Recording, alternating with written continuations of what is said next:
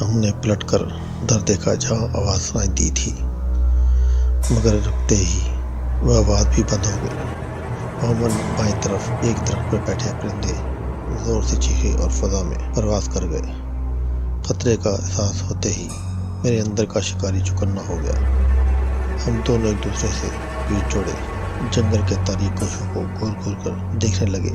مجھے ایسے محسوس ہو رہا تھا جیسے کہیں کسی گوشے میں چھپا بیٹھا کوئی ہماری حرکات و سکنات کا بہت جائزہ لے رہا ہے۔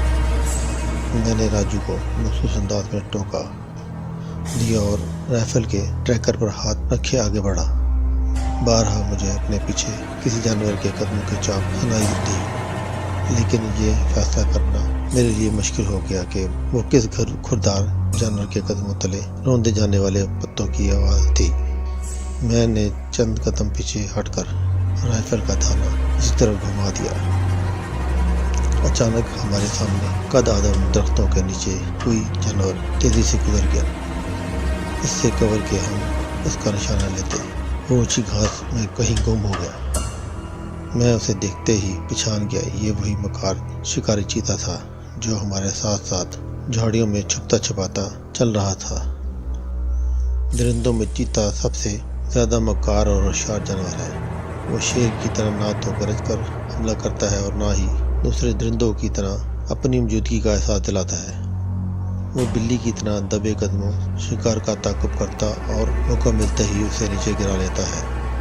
معمولاً ہمارے سامنے قد آدم گھاس میں جنبش ہوئی اور مجھے چیتے کی دم کا بلائی سا نظر آیا جو سانپ کے پنکھ کی طرح دھیرے دھیرے لہرا رہا تھا۔ اگر دم نظر نہ آتی تو میں کبھی اندازہ نہ لگا پاتا کہ وہ کہاں چھپا ہوا ہے۔ میں نے آنکھوں ہی آنکھوں میں راجو کو ساکت رہنے کا اشارہ کیا۔ بہت آہستہ سے رائفل اوپر اٹھائی اور پھر ہاتھوں کی ہلکی اور نرم جنبش سے اس مقام کا نشانہ لیا جہاں میرے اندازے کے مطابق چیتے کا دھڑ تھا۔ ابھی میری انگلیاں بامشکل لبلبی تک ہی پہنچی تھیں کہ چیتے نے سر اٹھا کر یکلخت مجھے دیکھا اور پھر ایک چنگھاڑ کے ساتھ میری جانب چھلانگ لگا دی۔ اس کے اور میرے درمیان ابھی چند گز کا فاصلہ تھا کہ میرے فائر کی آواز گونجی اور دوسرے ہی لمحے چیتا پوری طاقت اور وزن کے ساتھ میرے اوپر آ گرا۔ یہ سب کچھ اتنی تیزی سے ہوا کہ میں کچھ سمجھ نہ سکا اور رائفل ہاتھ سے چھوٹ گئی۔ چیتے کا ایک پنجہ زور سے میرے کاندھے پر لگا اور میں لڑکھڑاتا ہوا گھاس میں جا گرا۔ چیتے نے چھلانگ لگائی اور غرا کر میرے کندھے میں دانت گاڑ دیے۔ وہ لمحہ میں زندگی بھر فراموش نہیں کر سکتا۔ ہر درجہ تکلیف کے ساتھ ہی موت کے احساس نے پل بھر کے لیے میرے اعصاب جگڑ لیے۔ میں اچھی طرح جانتا تھا کہ ایسے موقع پر راجو کبھی گولی نہیں چلائے گا۔ اب جو بھی کرنا ہے مجھے ہی کرنا ہے۔ گھٹنوں کے بل اٹھنے کی کوشش کرتے ہوئے میں نے اپنے شکاری خنجر کے دستے پر ہاتھ جمایا اور اسے میان سے باہر نکالنے کی کوشش کرنے لگا۔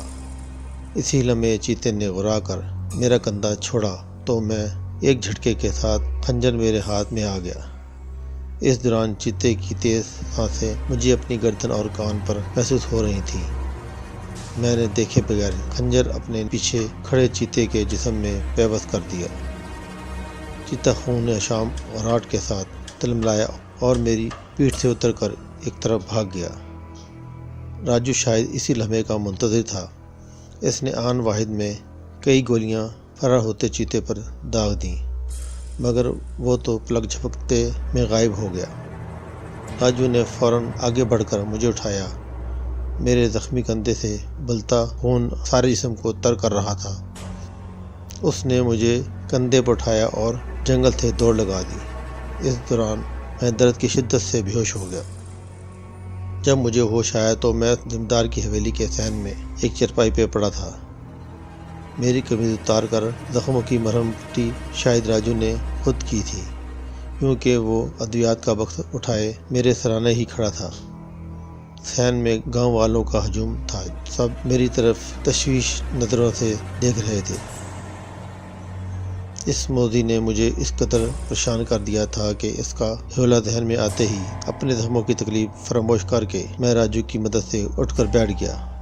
اب میں ہر قیمت پر اس چیتے کو موت کی گھاٹ اتارنا چاہتا تھا۔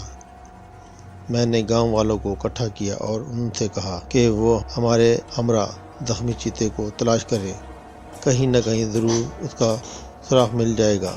دراصل زخمی حالت میں اس کے فرار کے بعد میں خاصا پر امید ہو گیا تھا۔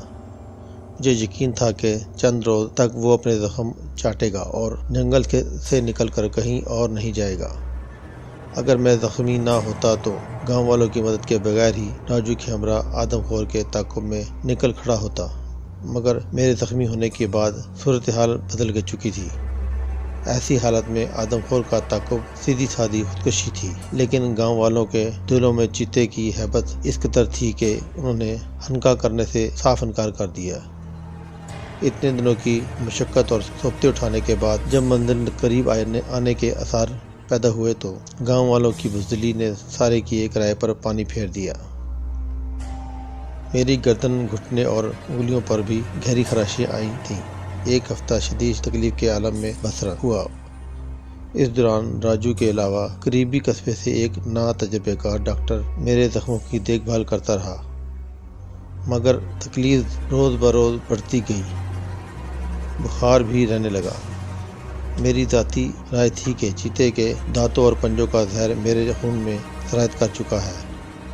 میری حالت کی خبر ڈپٹی کمشنر کے کانوں میں پڑی تو انہوں نے اگلے ہی روز مجھے بنگلور کے سول اسپتال میں داخل کرانے کے احکامات صادر کر ڈالے۔